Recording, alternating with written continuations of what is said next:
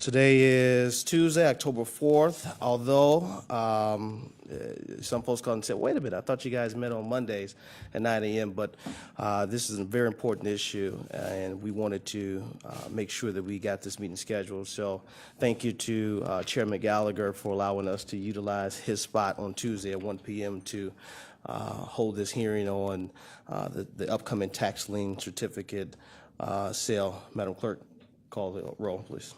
Calling the roll, Mr. Hairston. Here. Mr. Jones. Here. Mr. Brady. Here. Ms. Simon. Here. Mr. Gallagher. Here. We have a quorum, and I'd like the record to reflect that Mr. Miller and Ms. Conwell are in attendance. Councilwoman Conwell, Councilman Miller, thank you for attending today. Item 3, public comment related to the agenda. No, Mr. Chair, no one has signed in. All right, the chair will make a motion to approve the minutes from May 31st meeting. Do I have a second? Second. Any discussion? Seeing none, all in favor, say aye. Aye. All opposed? Ayes have it. Item 5. Resolution 2016-0185, authorizing a contract with Tax Ease Ohio as purchaser and servicer in the amount not to exceed $50 million for the sale of tax lien certificates. Thank you, Madam Clerk. Mr. Treasurer, would you come forward? Council members, in front of you, the council staff, along with myself, worked to put together questions that were previously sent over to the Treasury's office for them to kind of assess and develop some answers to. In front of you, you have those questions. What we would do, as we did yesterday at the Finance and Budget meeting, we will go through those questions one by one and allow for questions after the answer has been given or the questions are read by Mr. Murray. If everyone's fine with that, we will proceed. Mr. Murray. Thank you, Councilman Hairston, members of the committee. I want to thank you for the opportunity to come to you today and talk about a new tax lien partnership that we are working on with our selected vendor. I just have a few brief opening remarks, and then we can certainly get into any questions that you may have. As you know, there's the ORC, actually code section 5721.3 and 57 through 5721.43 provide authorization from the state of Ohio for county treasurers to embark in a tax lien certificate sale. I just have 3 points I'd like to go over, and we can walk through the questions as they are listed. I want to talk a little bit about the overview of the process that we followed to get us to this point. I want to say a few words about the tax seize the vendor. And then finally, I'd like to talk a little bit about some of the improvements that I think we've made on the administrative piece of this project, which should allow you to have some comfort as we move forward. So as you know, we start with our delinquent portfolio in the county, and the delinquent portfolio is a fluid number. So as we go through our year, the delinquent portfolio decreases as people come in and make payment arrangements. I want to stress to you that the individuals that are in the tax lien sale at this point, these are individuals that do not meet certain exclusion criteria that we've developed both internally. There's some things that there's some exclusions that are prescribed via the Ohio Revised Code, as well as we have some exclusions that, as a matter of process and in terms of community values and input of stakeholders, we've also reduced our tax lien sale portfolio because of those factors. So just to give you an example, before we embark on a tax lien sale, we pull out all taxpayers that have a tax balance less than $1,000. It just doesn't make sense for us to bear the expenses for the sale for those particular taxpayers, and we have other ways to try to reach out to them and collect. If there are delinquencies that are older than 5 years, those are also pulled out of the sale. Anyone that's in bankruptcy, those are pulled out of the sale. If you have a BOR decision, if you have an open BR case, or you're on BOR appeal, those are also taken out. If you're on an active delinquent contract, you're not sold. Foreclosure, homestead, postal vacancies. So you can certainly understand this list While the delinquencies are what they are, the actual portfolio of what we are selling is much smaller than that. And at this point, the portfolio is about just under 3,000 parcels at this point. So after we have walked through the exclusions and we've pulled out those parcels after we pulled out those parcels that are not going to be sold, we provide a list of the potential portfolio to our community partners. Even though as treasurer I have responsibility to collect taxes, this is really, the endeavor is so large, it really takes a partnership in order to do so. We work with the land bank, as you know, each individual municipality. There are a number of community stakeholders. I don't see any here at the moment, but there are a number of community stakeholders that we also work with. So we will send our portfolio, as it were, to each of these individual entities, as I said, including municipalities, the land bank, and some community stakeholders, and they also help us identify those parcels that we missed in our own scrub, if you will. So, just as an example, we sent the list of parcels to the municipalities, and actually, there's 59 different communities, and at this point, we've only received responses from 7 of those communities. So just to give you an example, South Euclid removed approximately 13% of their portfolio. Euclid removed 5%. Cleveland removed 32%.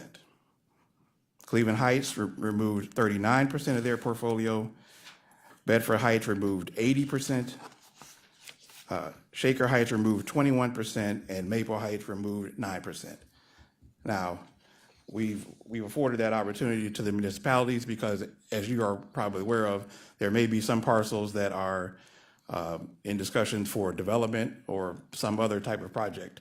So we give them the opportunity to pull those out, and we just take them out pretty much without any scrutiny. We take the word of either the elected official or the CDC. And of course, we take a look to just to see if there's any extenuating circumstances. But in many cases, what they ask for to be removed, we take out.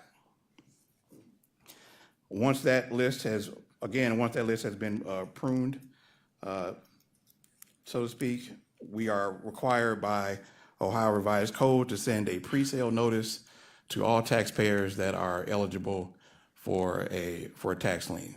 So that's a piece of certified mail that we send, just outlining that if you are now eligible for a sale, if you have not, if you don't come in and make payment arrangements by a certain date, then you may be sold to a tax lien purchaser. In many cases, taxpayers will come in and get on delinquent contract arrangements, or they will pay in full. This is actually a very effective collection tool because obviously at that point the situation is rather dire. I want to emphasize this again. We are selling parcels that are approximately 2 to 3 years delinquent. So what that means is you have received at least 3 to 4 communiques from the Treasury each year. So you can see that it adds up after a while. So I'm fairly confident that the people that are in the portfolio are aware of their situation. And again, we're always emphasizing whenever we make an appearance in the community, on our website, with anyone that comes into office, anyone that calls, we are here to work with you, but you need to come in. You need to come in and talk with us. While the pre-sale notices are going out, and by the way, again, that was 3,300 parcels are currently in the pre-sale notice, and then that represents about $29 million in delinquent taxes. Concurrently, while this is going on, the county, we administer a bid process to determine a partner. We went through 2 formal bids and 1 informal bid. which yielded the tax lien purchaser that you see on the agenda. Now, Dawn Hoosier is here from Taxis. She's here to answer any questions that you may have. But I just wanted to give you a few words about Taxis. I can tell you they have an excellent reputation in Ohio. I've talked to numerous treasurers that have worked with Taxis, and they are extremely satisfied and complimentary regarding their performance. They are in 35. They're working with currently 35 Ohio treasurers, not including Cuyahoga County. They have invested approximately $61 million in Ohio, which means they've purchased $61 million in value of parcels throughout the state, including Summit, Lake, and Montgomery counties. They are also actively purchasing parcels in 10 other states, including Texas, Kentucky, and Connecticut. As you will see, once you talk to Dawn, they are also willing to supplement whatever education efforts that we can devise as far as educating our citizens and our community partners and our municipal partners concerning tax lien practices. They've been very open with me as far as that's concerned. Dawn has said she'd make herself available at any time needed, so I'm going to take her on her word for that. As far as today's contract, I'm very proud that we've made some what I think are some significant improvements in the contract. And I can't take 100% credit for some of these additions. I did have some help from some of our community stakeholders, VAPAC, the Vacant and Abandoned Properties Action Council, and Legal Aid for some of these suggestions. I'm not gonna take total credit for them, but they are in the contracts. I just want to go over them very quickly. We now have the ability to extend a certificate purchase period at Taxis' request. So what that means is the certificate purchase period right now is 3 years. So the life of the certificate is 3 years. Upon request, we are now allowing Taxis to make, if they need to make payment arrangements with a taxpayer and it exceeds the 3 year period we've written into the contract, they can make the request and we can allow if that will keep a taxpayer in their home. We've also included a cure period in all payment plans. So essentially, taxpayers have approximately 14 days to make good on a payment as part of their payment plan with the purchaser. That was not in the contract before. We removed all the consent to judgment language in payment plans prior to foreclosure action. We also have now included a complete explanation of the opening balance in the payment plan. So that would include detailing the delinquent taxes owed, penalties and interests that have already accrued, servicing fees, and the Treasury administration fee that is prescribed by code. We have also ensured, and we have agreement for a clear delineation of the servicer on all correspondence. I think some of you may remember that some of the complaints that we've had in past tax sales is the taxpayer could not differentiate between the entity, the purchasing entity that bought the certificates, and the entity that is servicing the certificate. We've also included. We also made sure that all noticing to taxpayers will be done by email and first-class mail, and all initial servicing and foreclosure proceedings will be performed by the clerk of courts as opposed to another entity or a private attorney. At this point, I am finished with my opening remarks. I have Ms. Hoosier here to answer any specific questions about taxes, but I'm not ready to walk through the questions you've provided. Thank you, Mr. Treasurer, for the open remarks. Does anyone have any questions regarding the open remarks that Mr. Murray has made? I do. Ms. Conwell. Through the chair to Mr. Murray, in regards to the list that you read us, does that holding back things out of the tax sale, are any of the properties that are being withheld out of the tax lien sales rental property? They could be. It's when we talk about scrubbing the portfolio for parcels, we're looking at both residential and commercial. So we don't make any distinction. Okay, so you said the 2 to 3 year, basically the 2 to 3 year time span goes in the taxes. So I'm just thinking from the resident's perspective. If they're renting a property and they don't know that the owner is paying the taxes, they could be put out on the street. So I'm just wondering, moving forward, could we look at some of those, and the ones that we're adding into the portfolio is making sure that those residents are being impacted in any way and being thrown out because they don't know that the owner is not paying their taxes. And if that is the case, then maybe we could set up something like, withholding, they're paying their rent and withholding that, like they do with the rent strikes. If you're not paying your, so I feel that, those are unsuspecting residents that don't know that the owner is not paying, they're just collecting rent for whatever. They're not doing no maintenance, they're not, so I would like us to look into that to really see who's renting the property and how that's impacting them, because we have low-income housing and mostly this side of the council, and it's affordable. We're the ones that have the most affordable income level housing, and they're being thrown on the streets. So I'd like us to look into that. Thank you, Mr. Chair. Thank you, Mrs. Conwell. Mr. Miller.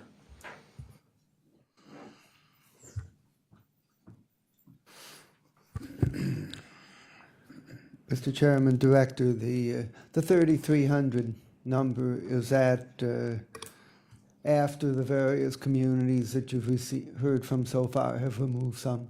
That is after, yes, Councilman, that's after the scrubbing, that's after the munis and the community stakeholders and the land bank's input, as well as each day I'm open,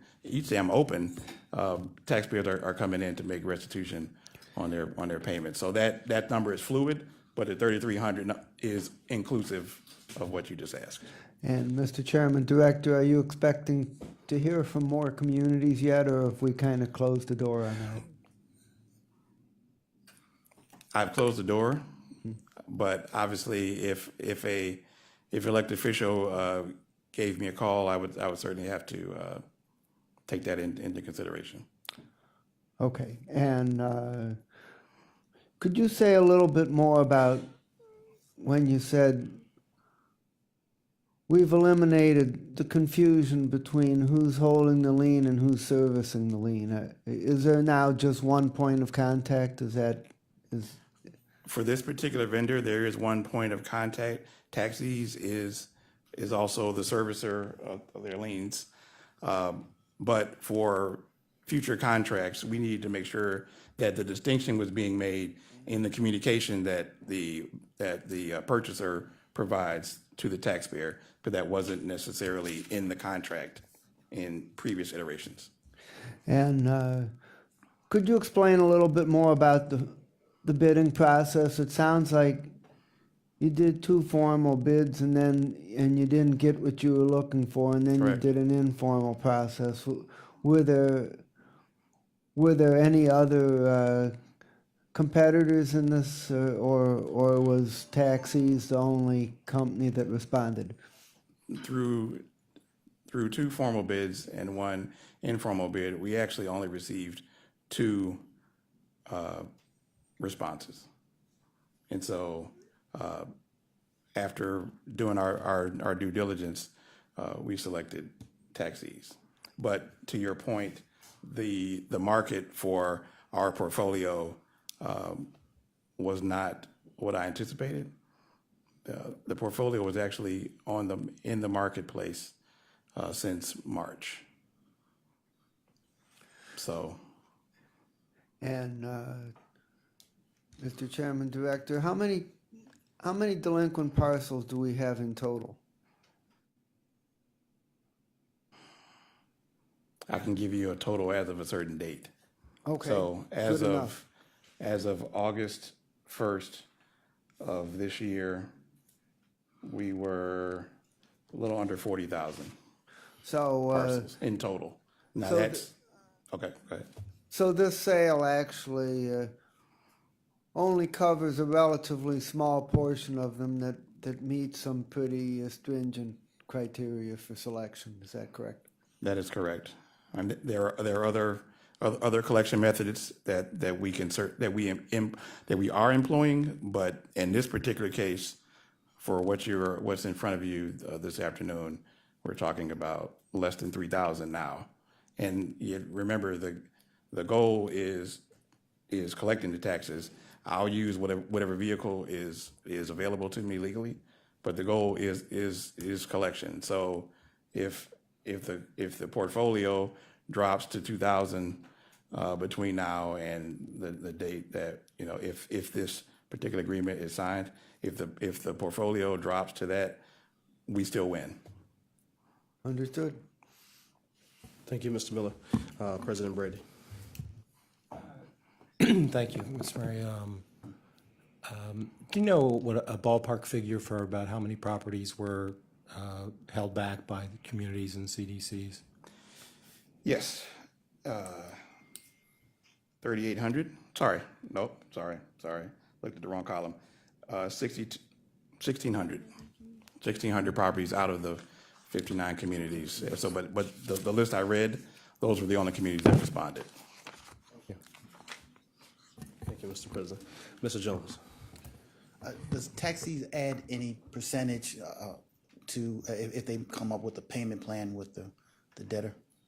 No, they do not, Councilman. The redemption price for the parcel can only be those things that are prescribed by law. So that's the delinquent taxes, penalties and interest, the negotiated interest rate, which in this case is 17%, which is lower than previous years.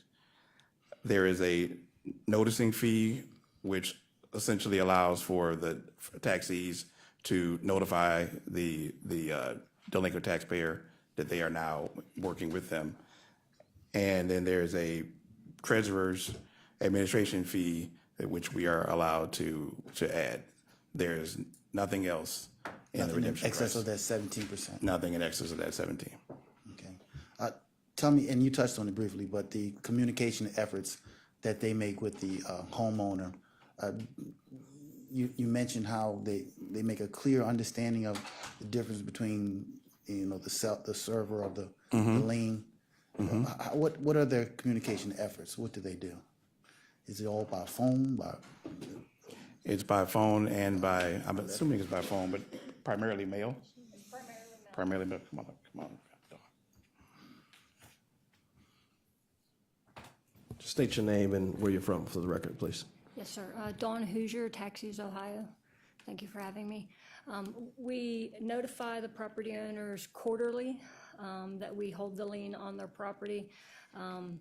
Those quarterly notices begin about 30 days post-sale. The treasurer obviously sends a post-sale notice prior to that. So the property owner understands that we now hold that lien. We're primarily notifying for two reasons. First of all, obviously to let them know that we hold the lien, but also to provide an opportunity for them to contact us and get into a payment arrangement. And then one other thing I know that was mentioned in one of the questions that we try to point out in the noticing is that we want them to stay in the property. There's a big misnomer in tax lien sales that we have actually purchased the property. And so sometimes the property owners don't understand that we simply purchased a lien on the property, not the actual property. And so one of the things that we try to point out in that noticing is that we want them to remain in the property and to please contact us to work out payment arrangements. To follow up on that, we do also utilize some call campaigns. But that's primarily done when a property owner has already reached out to us and we have that contact information, and we're trying to follow up on a payment plan default or trying to follow up as to whether they want to work out the delinquency. Thank you. Thank you. Thank you, Mr. Jones. I'm sure Don should just stand by your side as Probably we get should. ready to go through these questions. So again, Councilman, before you have a list of questions that we have prepared for the principal and for Treasurer Murray. We've actually, Mr. Jones' question covered the first question, does tax ease add an additional percentage to the bill if debtors enter into a payment plan with them? And that answer is no, that they do not add any additional percent except for what is allowed by law in terms of the administrative fee for Treasurer's Office and the others you've stated. And so we will dive into question 2. So you have the question in front of you, Mr. Murray, right? Yes. And so you can read the question and then we will, you provide your answer, and then we will ask questions. Got it. Okay. Question 2 is, once taxees buys the tax lien certificate from the county, what type of notice or communication efforts does taxees, I can't speak this morning, give me or do with the homeowner? Per the agreement, taxees will notify our record taxpayers of the sale within 60 days of the closing date. And then every 90 days afterward until the certificate is either redeemed, payment plan has been established between the record taxpayer and the purchaser. A foreclosure notice has been filed, or 4 notices within that first year has been sent. Now, this is in addition to the prescribed RRC post-sale letter that comes from my office. Yes. Also, to speak to Ms. Conwell's question about renters, we also make sure that we provide notice to both the mailing address and the property address. So if there happens to be a renter in that property, then they will know that there's a delinquency that exists, and they'll be able to maybe contact that property owner and inquire as to the situation. And then one other thing that we do prior to filing any foreclosure, we send certified notices. So we don't just send a regular mail notice, which, by the way, when we send a regular mail notice, we send it with proof of mailing. So we have proof that we actually mailed it into the address that we sent it to, so we can, show that we did make a diligent, we made a diligent effort to notify people appropriately, as well as prior to foreclosure. We send that certified notice as another, substantial effort to get notice to the appropriate person. Thank you. Ms. Simon? Thank you. I have a question about your success rate in avoiding a foreclosure sale, because that would be a success.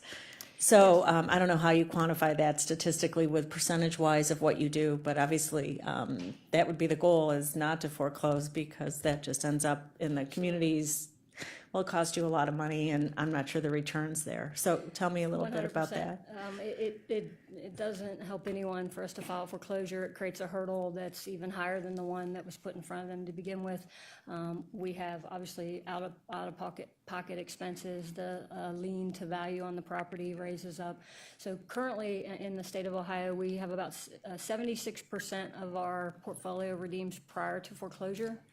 Of the 24% that we file action on, we typically only see about 2 to 5% of that actually go to sale. So what we're seeing is when we file the action, we have a lot of property owners that will respond and then want to enter into a forbearance agreement, which we do at that time. So we have a pretty high success rate. In regards to numbers, we have over 10,000 liens currently in the state of Ohio. We have only taken into inventory about 65 REO properties, and that was in the last 6 months. We have already sold 4 of those properties, and we start maintaining those properties as soon as we get the forfeiture order. Are there times when nobody bids on these, I'm sure, at the foreclosure sale? So things are status quo. Do you then pursue private sale outside? I mean, what happens then? Absolutely. Okay. So of the 65 that we've taken into inventory, we've already pre-sold 40 of those properties. We've closed on about 10 of those so far. In between the time that the forfeiture order is signed and the actual sale, we go ahead and secure the property and maintain it until it's sold to a private party. Many times it's a party within the community. What we find is that typically the neighbor or somebody on the street knows someone that's looking for a property, and that's our typical buyer. And from time to time, we also have investors. But when we work with investors, we're also cognizant of our role in the community and that we have to make sure that we have a viable property owner in that property once we sell it. So we will go to Mr. Murray's office and actually vet that investor with his office prior to selling to an investor as well. And you have the requisite crews to take care of the maintenance on these properties that you may be stuck with. Yes, we usually build those teams within the community. We find out who the go-to vendors are within your community, and we utilize them. Yeah, so this is why the county's not capable really of handling all this, because we would have to hire out landscaping and painters and become its own business, perhaps as a landlord on a lot of properties if this happens. Okay, thanks. Thank you, Mrs. Lyman. We can continue to question number 3. Mr. Chair, Actually, we'll have Ms. Brown. She has a question. you mentioned that you send 4 letters, and of the 4, how many are certified letters? Our final notice is certified. The 2 notices that the treasurer sends are also certified, and then the regular mail notices that we send, we also send proof of mailing, which is basically stamped by the post office and shows proof that we sent it to the appropriate address. Thank you. Thank you, Mrs. Brown. Now, Mr. Murray, we can move to question 3. Question 3, what type of communication does taxis provide to residents about their rights to continue occupying their property until the foreclosure action is complete? I believe Ms. Hoosier already addressed that, but that it's a standard part of your communication letter to the taxpayers to encourage them to stay in the home and work out payment arrangements. Any additional questions on that point? Seeing none, we can move to question number 4. Question 4, does the county provide municipalities a final list of tax lien certificates on parcels within each municipality? The answer is yes. I will provide a list of all parcels purchased to any municipality, community organization, or elected official upon request. Does the contract, Part A, does the contract require communication from taxis with municipalities when the following actions are taken? Number 1, purchase of liens within the municipality. The Treasury will provide that list to the municipality upon request. Item B, initiating a foreclosure action within the community. Yes, it does. You'll find that in Article 8, page 14 of the contract. When taxis knows a property has become vacant, the contract does not require that. But I imagine that, and Dawn can certainly speak to this, we will have established a relationship with the building and housing personnel within that community, and Dawn can certainly, while it's not part of the contract, Dawn can certainly make that communication known upon request. Dawn, can you speak more to that point? Because I think that's a issue for some members. Yes. So first and foremost, we always make ourselves available to the municipality. So if they find that a property has become abandoned and vacant and we hold a lien in inventory, then certainly that would warrant us expediting a foreclosure action or considering a donation to the land bank of the lien. And so at that point, whether we notice the vacancy or the municipality does, and we try to have some open communication with that municipality to find out sort of what they'd like to see as the ultimate resolution, whether they think it's a demo property or whether they think it could ultimately be a viable property. And then we also underwrite that particular parcel ourselves. And then from there, we collectively come up with the resolution as to how to handle that particular tax lien. Any questions from the committee? We continue to the last point. Item D, does the contract require communication when taxis have taken ownership? I believe it does not. I believe it does not require it, but as Dawn has already mentioned, the goal is to develop a relationship with the housing community. The taxis will obviously be in communication with our department. We will know when they have taken ownership of a home, and we can certainly provide that communication to the municipalities. The contract does speak to, however, our activities prior to filing the foreclosure. So we will be communicating with Chris's office, Mr. Murray's office, as to the parcels on which we foresee us filing actions on. At that point, he'll provide the contact information in those municipalities. We will reach out to them prior to filing any action and make sure that we understand any potential risks or any end-use projects that they may have with those particular parcels. Question 5. What remedy does the county have in the event the vendor fails to live up to its commitments regarding collection practices? The county can exercise all of its rights per the agreement up to and including termination of the contract. In addition, the county can choose to not renew this particular contract after 12 months. Sure. I'd also just like to mention that we have been in the tax lien industry in Ohio since 2010. We currently work with 35 counties. Generally, we sign agreements with counties to work for 3 years within their community. Within that time span, we've had multiple extensions signed. And I think this speaks to our reputation. We've never had a contract expire and then not be extended by that treasurer. In fact, in Delaware County, just south of here, we're set to be in a 10-year contract with them. Now they just signed their third extension with our company. Thank you. Ms. Simon? Do you have lawyers on staff to handle foreclosures, or do you contract out with local firms? We both contract out with local firms and work with prosecuting attorneys' offices. Thank you.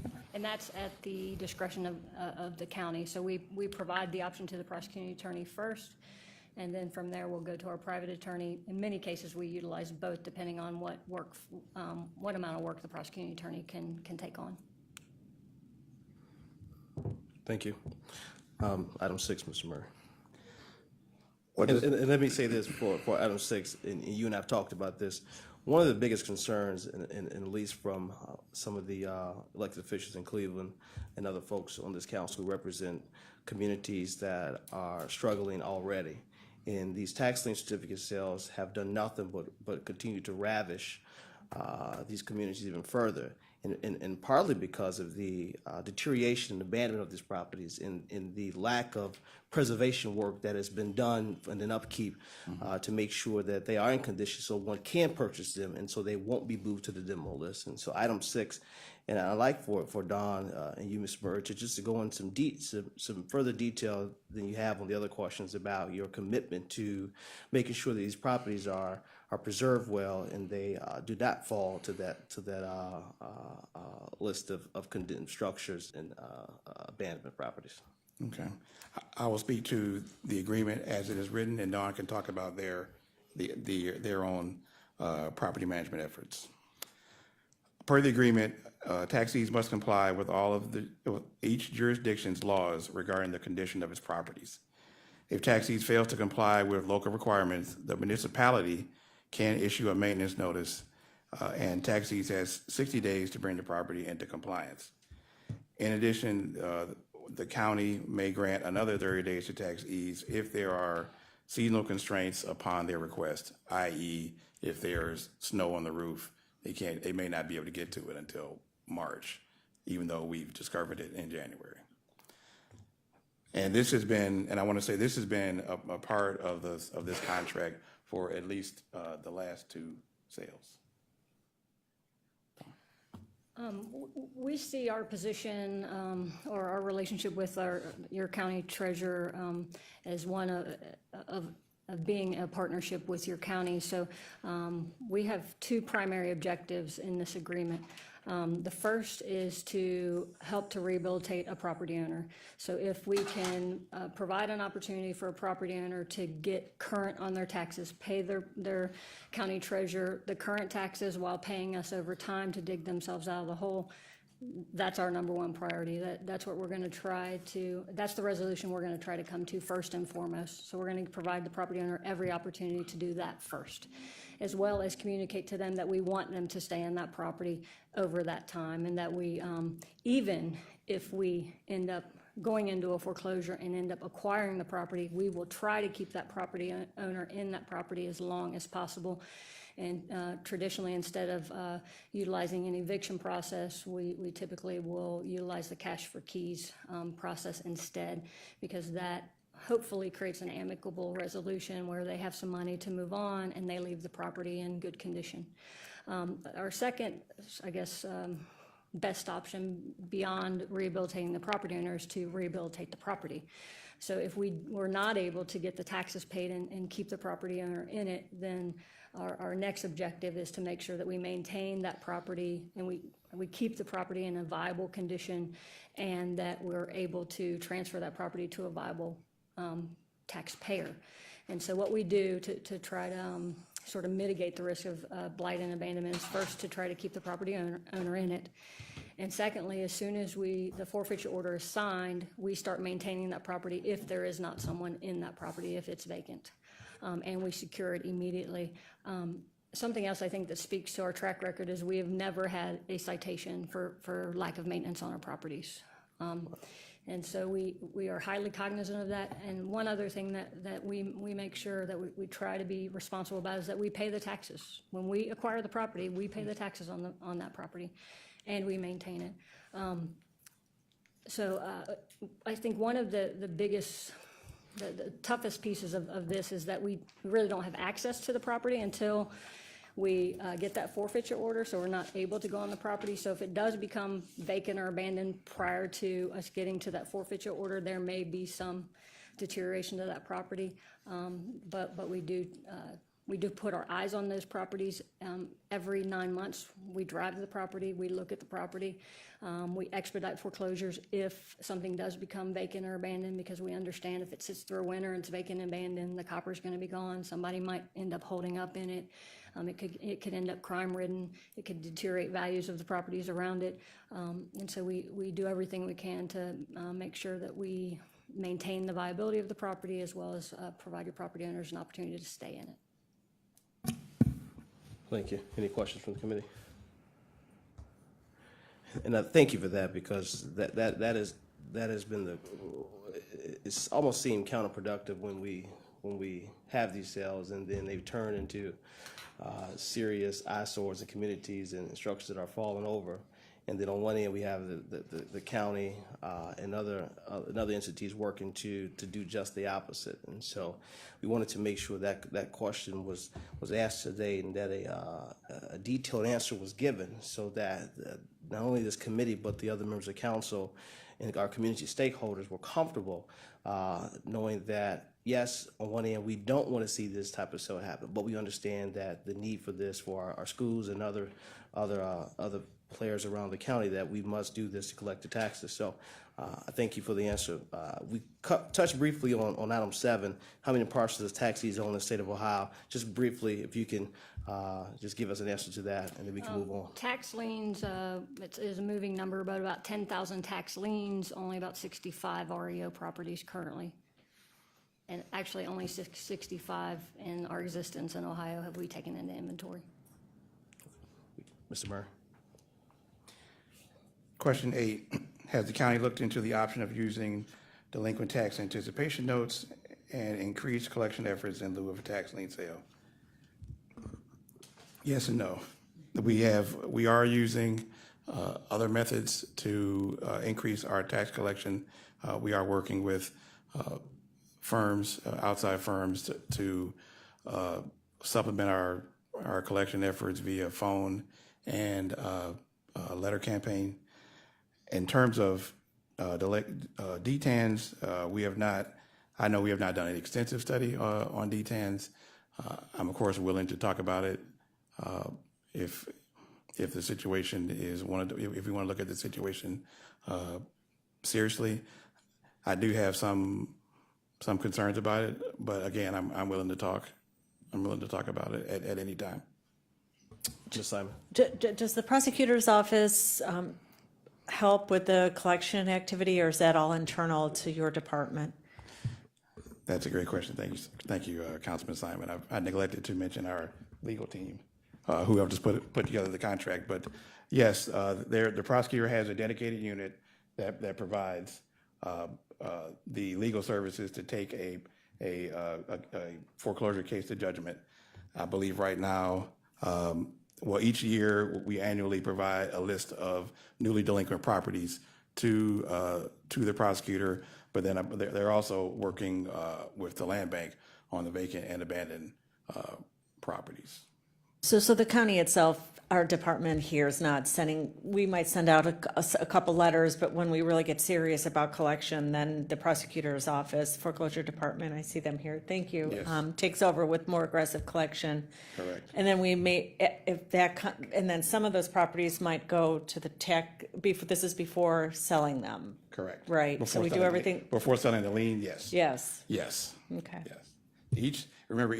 The people that are in the portfolio have missed at least 2 years of payments. So that means you've missed 2 bills. If you're newly delinquent, you receive a 3rd billing. You've missed pre-sale notices. And so, and the auditor, I'm dating myself. The fiscal officer has also advertises your parcel if it's delinquent. So you've missed quite a few chances at this point. And it's true, the prosecutor's office just doesn't have the capability to, en masse, do what this company can do. Is that why, I know we need the money, get the money up front with these sales, but do we not have the capacity at the prosecutor's office to pursue the extent to which taxis can foreclose and collect? The capacity. Well, the capacity is there. I believe what you're asking for in terms of resources. I mean, I'm sure we can always use more, but we're working within what's been allotted. Okay. And capacity equivalent to resources, so not to denigrate capacity. Thank you. Ms. Murrah, at this time, are you able to elaborate on any other collection efforts that we should anticipate that'll be happening soon? Yes, we are, as I mentioned before, Councilman, we are working with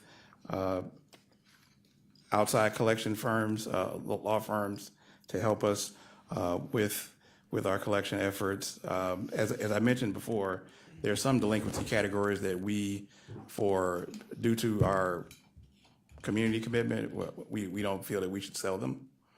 So, example, those would be delinquent balances that are under $1,000, postal vacancies, homestead cases, and parcels where the lien is actually greater than 40% of the total value of the parcel. In those cases, we're trying a different tool in the collection toolbox. We're using two law firms to help us collect on these particular taxpayers, primarily through letter and phone call campaigns. And we recently, I can't even give you at this point what the volume is just yet. I know specifically there's about 12,000 cases that have been referred to this particular firm. Any questions from the committee? And it's good that we are exploring other options in order to collect on these balances, with the hope of eventually moving away from this type of practice. We can move on to item 9, list of questions. Okay. Item 9. How many parcels were taken off the list because of a homestead exemption? A little over 1,000, 1,075 were removed from the portfolio before we made it available for this project. Do we proactively ask individuals eligible for the homestead exemption to apply for the exemption before tax liens are sold? Actually, the homestead application process is handled by the county fiscal officer, but to my knowledge, every attempt is being made to make eligible taxpayers aware of the program. And if the taxpayer is sitting in front of us making payment arrangements and we are made aware that they could qualify, we encourage them to make sure that application gets on file, and we use that to help them with their valuation. And also in your publications that you sent out, you also highlight that. as one of your Everything, points. Yep. every publication I can find, I'm using social media, letters. I mean, we've sent information blurbs to the municipalities, city council, county council, et cetera. So wherever I can get the message out. It's the key to tax collection is continually getting the message out that we really are here to work with you, and you really do not have to pay your entire delinquent balance in one fell swoop. That's the constant perception that I'm fighting. What recourse do individuals have if their tax lien is sold, but they are later determined to be eligible for the homestead exemption? If at this point the law does not preclude us from doing it, but I can tell you if I run across this situation, I'm going to pull the lien back because it shouldn't have been sold. So if we find that once it is sold and that it is a homestead exemption, you're telling us that you will pull that lien back? I will pull the lien back. I will make the tax lien purchaser whole, and then we will pursue other collection arrangements. Thank you. Anyone? Yes.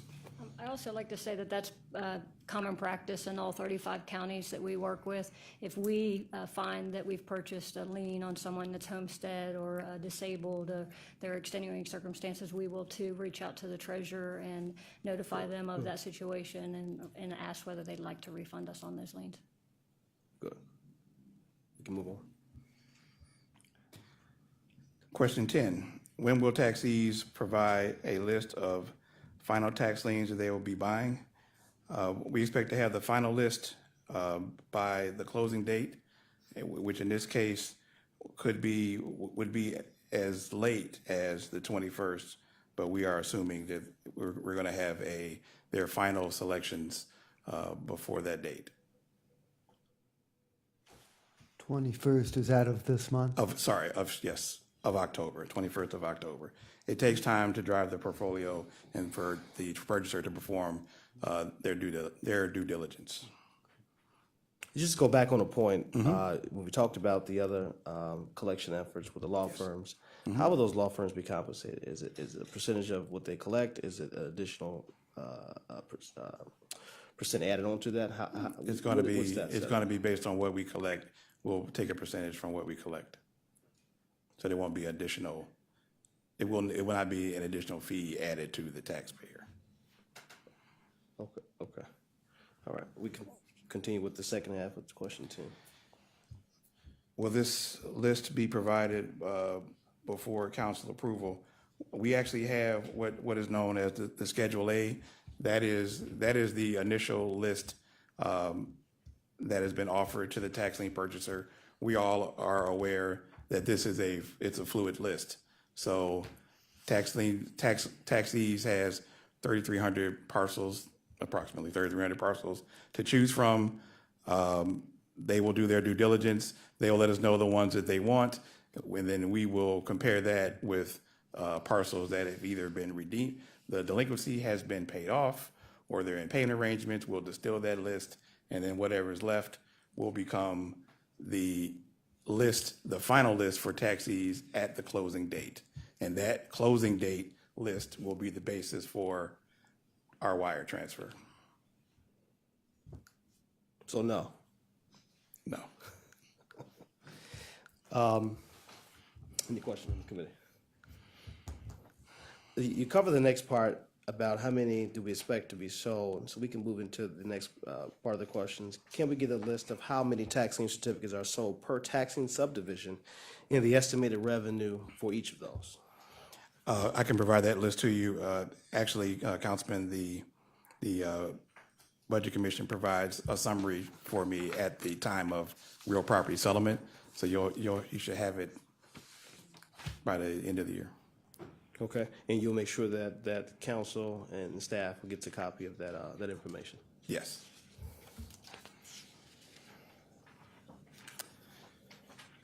Question 11, is there a way the county can connect homeowners whose tax liens are sold with foreclosure counseling and other services provided by ESOP, NHS?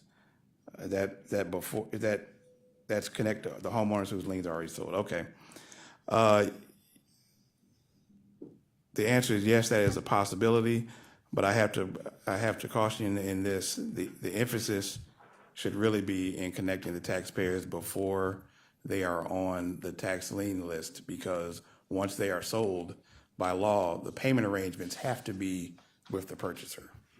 So we can send someone to an NHS and they can, certainly help them with their own personal budgeting, but the payment arrangements have already been sold. That the ability to do that at that point has already been sold. So the key again is what can we do to interface with those particular taxpayers before they get in this situation. And you're right. It's really about the work beforehand to try Yes. to Yes. mitigate these issues. Any questions for the committee on this particular item? Ms. Simon, nothing? Not this particular item. I have a question when we're done. We'll move to item 12, Okay. which is the last item on the list. What communication has the Treasury Department had with community stakeholders? And second question is, what changes were made to the tax lien sales strategy based on the feedback the community stakeholders provided? Yes, the Treasury has continued to work with our interested community stakeholders. I do attend at least one particular stakeholders meeting. Either myself or my delinquency manager, we're there every week. We serve on the committees as well. In terms of the strategy, I will say that even though we didn't receive the responses, the breadth of responses that I would have liked, we did go through the formal bid process. So for any individual vendor that we're working with, they understand before we sat down that we wanted the certificate life to be 3 years. They understand that we expected an REO presence, management of properties. We expect you to be able to communicate effectively with the municipalities, providing provision of monthly reports, because there's a breadth of community stakeholders that need this information, as well as the municipalities. So the exercise of the bid process, I think, honed the selection somewhat. So I'm very proud of that. In terms of the consumer protections that I've delineated before, I can go through them again very, very quickly. But the ability to extend a certificate purchase period at the purchaser's request, I think, is incredibly important. We all understand what happens if a homeowner loses their home. Then there are spillover effects within the community that we don't necessarily need to discuss here, but we all understand what that is. So the goal is to keep the homeowner in the home as much as possible. The last contract did not afford this opportunity. It is the discretion rests with me. If Dawn calls me and says she has a taxpayer who's getting to the end of the certificate purchase period, but they are making payment arrangements, can we extend? Well, now I have the ability to help that particular situation. The inclusion of a cure period in all payment plans, I think is vital. It allows the taxpayer time to make good on a payment if they've missed it for whatever reason. We've removed the consent to judgment language in all payment plans prior to foreclosure action. That was of particular interest to legal aid. We have also included a complete explanation of the opening balance of the payment plans that I've just discussed before. There was some confusion with taxpayers in the past. You know, what did this number mean? It was just was a blob on a piece of paper, and it didn't go into any specific details. I think we've got that taken care of. The noticing to taxpayers by email and first-class mail, that just that provides more comfort for me that the taxpayers understand and they know the situation that they're in and what they need to do in order to take care of this particular bill. And then finally, servicing and foreclosure proceedings. You know, while that may seem like some insider baseball, I think that's very important that the clerk of courts is handling it and we're not leaving it to the third-party purchaser to do so. Thank you, Mr. Brady. I'll take you back to the beginning of your comment. You, I assume the organization that you were talking about is VAPAC? Yes, it is. I just don't want to get into this too far, but they've been around a while, you've been around a while, but how's this relationship, could you characterize this relationship over the recent, how it's changed or how it seems to be closer than it was not too long ago? Okay, I appreciate that. I think it's a fine working partnership. I mean, I'm a contributing member. I don't consider myself a member of APAC, but I'm a contributor, i.e. the information that is being used to help influence public policy on their end comes from our office. So we provide any information that is needed by the municipality. We tend to go through VAPAC only because they've got established relationships with not only the municipalities, but also the CDCs, which is really where your intel on the ground really is. And so as of right now, I think we have a fine working relationship with them. I've constantly told them that I am, even if you don't hear me talking, I am listening to your concerns. I think we've incorporated some of the concerns that was in the study from, I think that was 2013 now, 2013, as well as we've incorporated some of the other recommendations that they suggested, including the use of outside counsel to supplement our efforts. So I would like to say at this point, the relationship is good.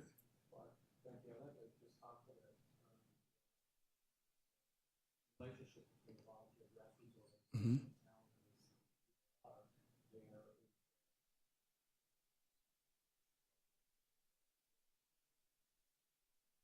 I think so.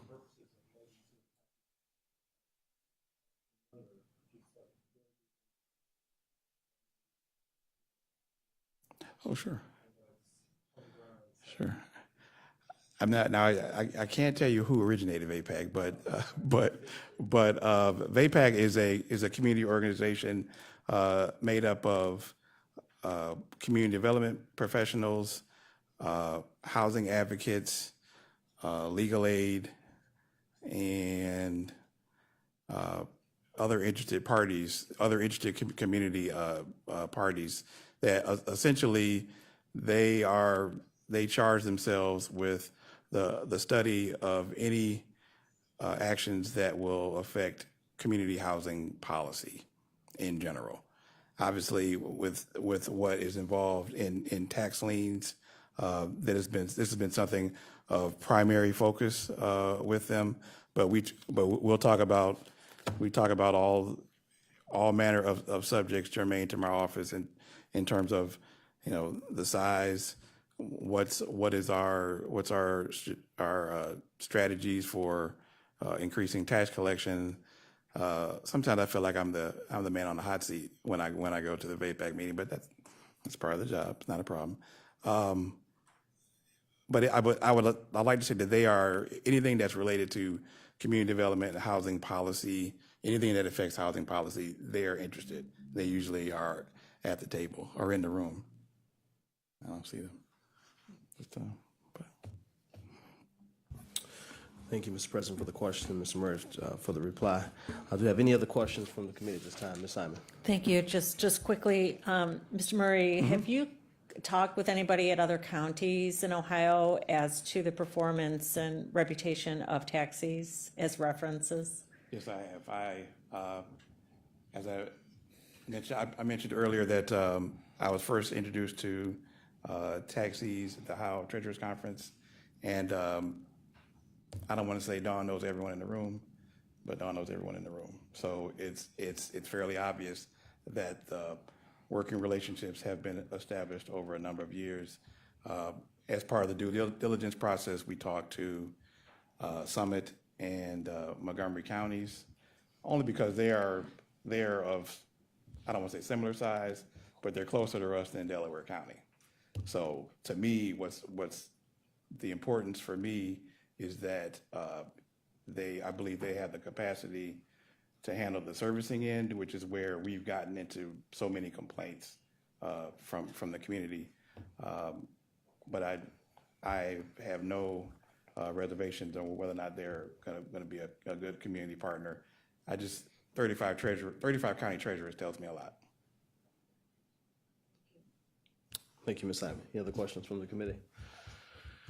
Seeing none, what I'd like to do before we move forward on the vote for this particular resolution, we do have some folks who have signed in to make public comments. So, Madam Clerk, I would like to bring those folks up first, and then we'll move into the resolution matters. So we can start with the first individual.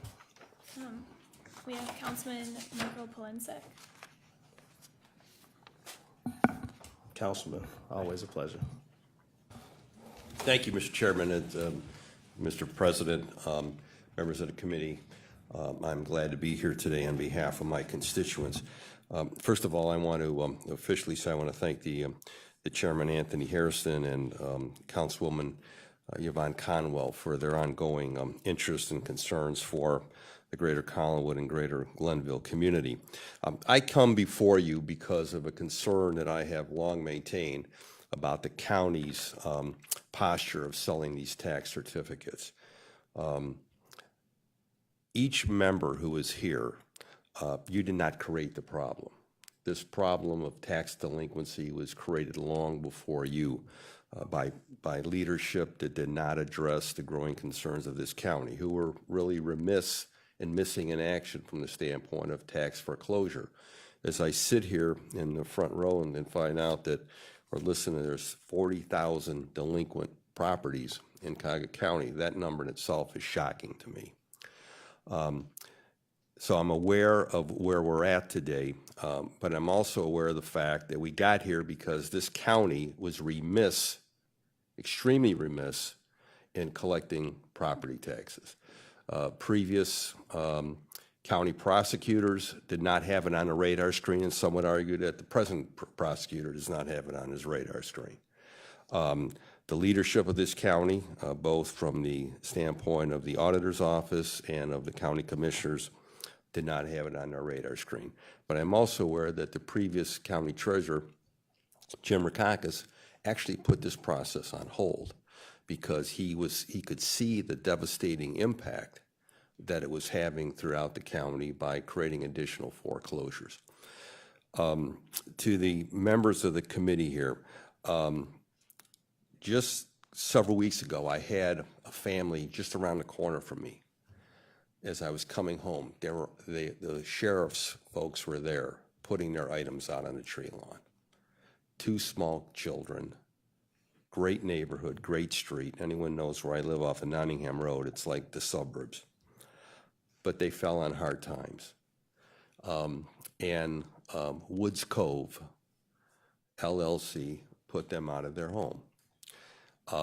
And I got to tell you, I grew up in the streets of Cleveland. I was born in Glenville, raised in Collinwood. When I was a young man, I saw, unfortunately at times, a group of individuals, some had different names for them. There was a more common name for them was the Outfit, but they were in the loan making business, okay? They only charged 15%. Woods Cove 18%.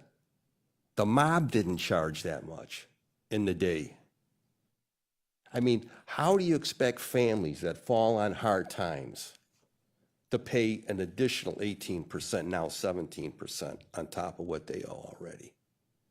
I cannot, for the life of me, understand, I'm the senior member of Cleveland City Council, why this county has not ramped up the prosecutor's office, has not ramped up the other sections to move in the historic process that we had, the normal foreclosure, what I call normal foreclosure process, where if someone doesn't pay and are given every opportunity to do so, that it then winds up for sheriff's sale. I don't understand why we're selling these tax liens to, and I don't know the company that is being recommended. I have no knowledge of them.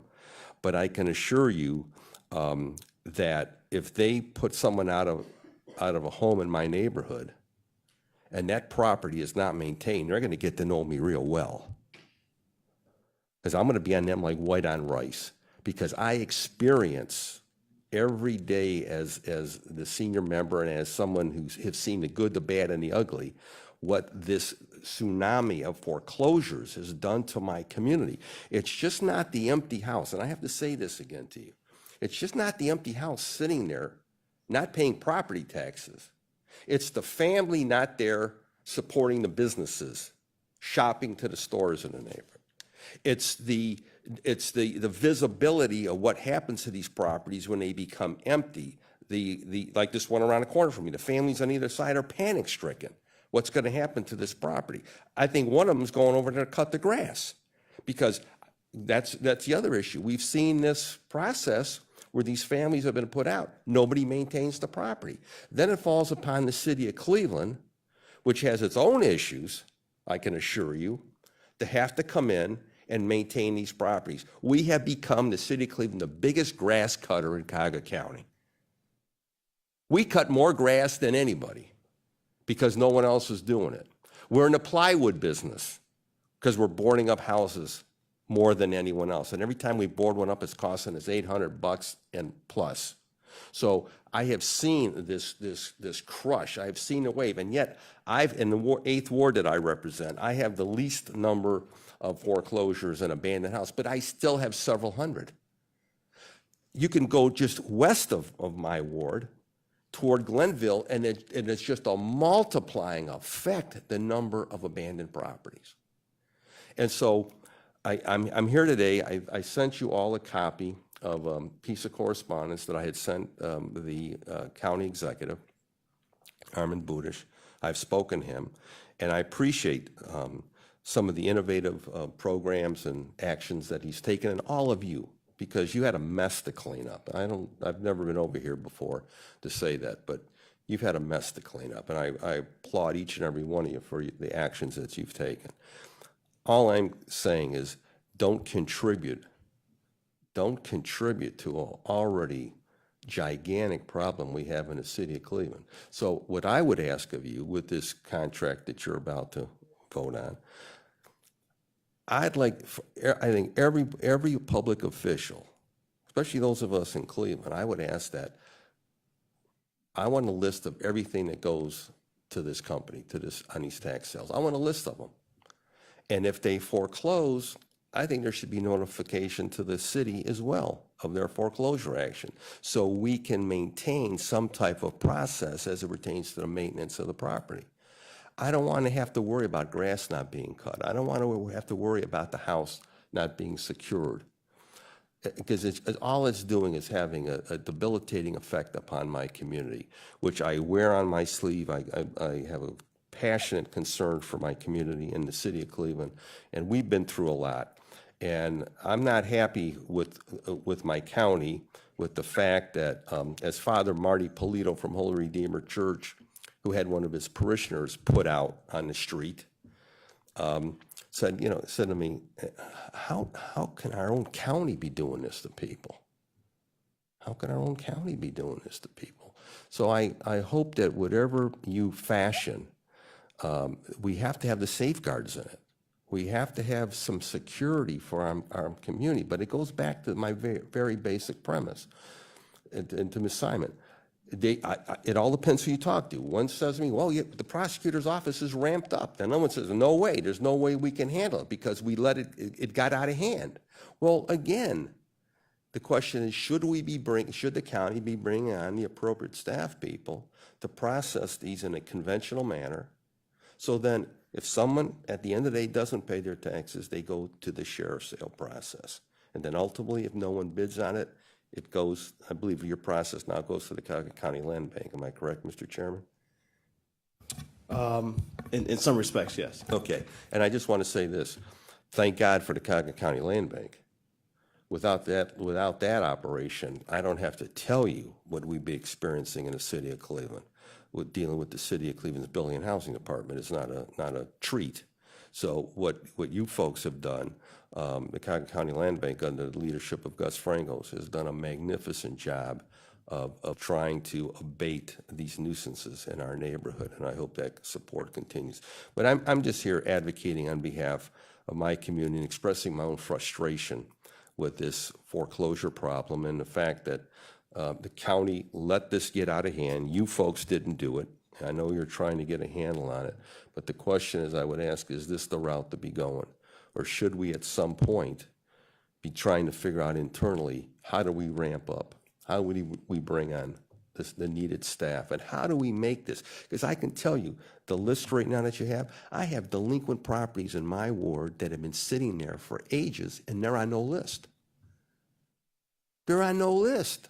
I mean, I don't understand this. It's like, I ask myself, is this the low-hanging fruit? Are these the ones that you think that the county thinks they can maybe sell or get something from? I've got junk all over my neighborhood, and I'm sure every councilman come in and say the same thing, where it's tens of thousands of dollars owed, and they never see a foreclosure list, which I can't understand for the life of me.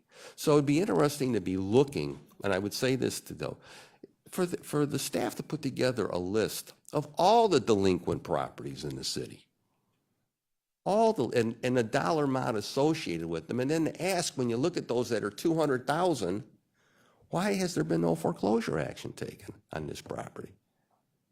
I can't understand that. You're going after, like this family around the corner, a husband and a wife and 2 little kids, boom, they get put out on the street. And then I got this other junk that never gets foreclosed on.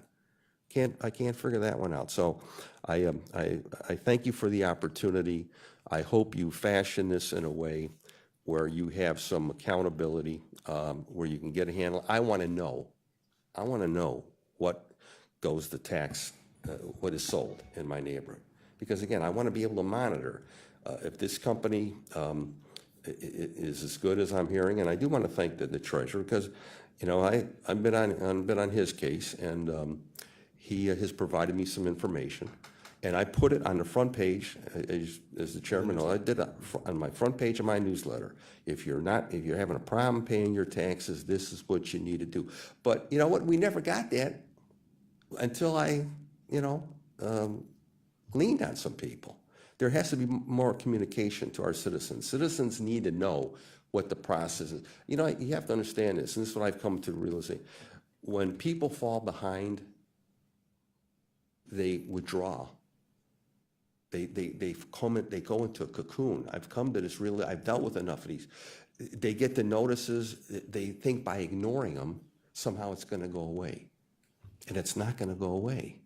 But their world is collapsing on them. Their financial world is imploding on them. And they might have other issues within their family unit as well. And because I've asked this so often, why did you, before you called me, why'd you wait so long? I just didn't know what to do. I had all these other issues. I was sick.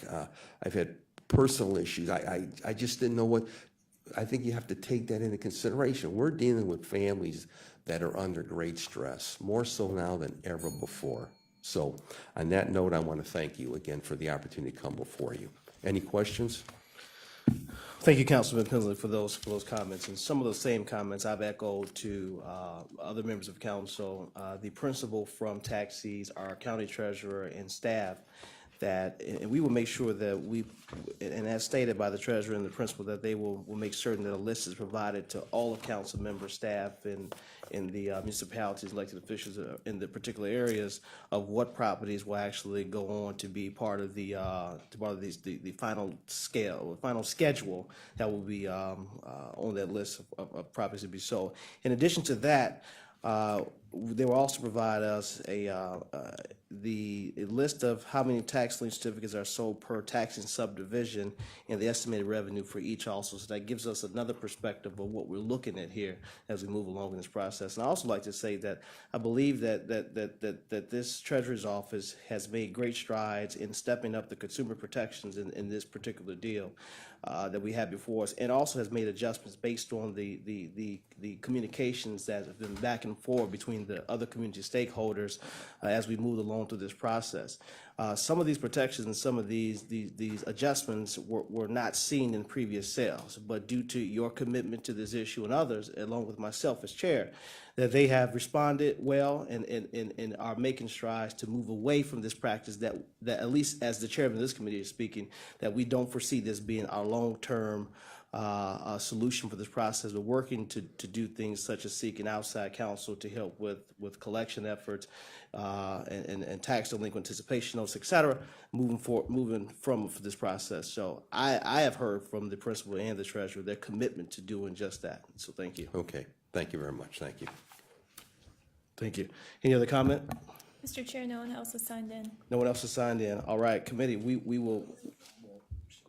Yes, Don, the principal, Tax Ease, Ohio. Councilman Palencic, I'd like to just address a few of the issues that you brought to the table. I want to express that we understand that there's potential risk with conducting a tax lien sale. I believe the reason why we have success in so many of your municipalities is because we understand the potential risk and we do whatever we can to avoid those risks. So there are some activities that have happened in the past that I want to bring to your attention that I also want to speak to from a taxis perspective and how we handle it. So, for instance, one of the major issues that arises through a tax lien sale is that many investors will purchase large portfolios knowing that they're never really going to address a percentage of that portfolio. So they go into it saying, look, I'll purchase $15 million worth of delinquency, but they know they're only going to collect on about 10 million of that delinquency, and the rest of it is probably going to be a loss risk for them. And so what happens in turn is those investors are very aggressive in their tactics to collect, and then once they've sort of hit a wall in terms of their investment commitment, they sit on those liens and they allow them to continue to encumber the properties. We do everything within our power to mitigate that risk factor. So for instance, if we know that we have made a bad decision on underwriting a particular parcel, we will cut our losses. So for instance, instead of filing a foreclosure on that property to force some sort of action, we'll release the lien or transfer that lien to the land bank. In addition to that, if we get to a judgment and we see that there's a substantial risk of taking that into inventory at that point, we won't just sit in judgment. We won't sit there for years. We won't continue to encumber that property. We won't let it sit abandoned and vacant for a period of time, which ultimately deteriorates the value of that property and the value around it. At that point, we will walk away from that lien. We will release the lien, or again, transfer the land bank, or work with the community to find out what the best end use is for that property. I'd also like to say that I would love to create a relationship with you and make sure that we are doing everything within our power to maintain those properties appropriately. Where the real struggle is for us as a company is that many times the property will become abandoned before we have the ability to actually step in and maintain the property. So what we try to do is pull those people sort of out of the weeds, out of that sort of hiding that you're talking about, where they just feel like they have no options. We try to set the tone of our noticing and of our calls in a way that helps them understand that we want to work with them, that we do not want to file foreclosure on their property, that we're not trying to add outrageous interest to the tax lien. As a matter of fact, when we enter into a payment plan, we try to make sure that we're entering into the shortest term possible to mitigate that cost effect. And I guess just lastly, I'd like to say we are open to any discussions with your community leaders that might help us to manage this portfolio appropriately and mitigate the risk of abandon and blight and people losing their homes. That's the last thing we want to see. Sure. Thank you. Thank you so much for the comments. We have one last speaker for public comment. That is Colleen Majeski from the prosecutor's office.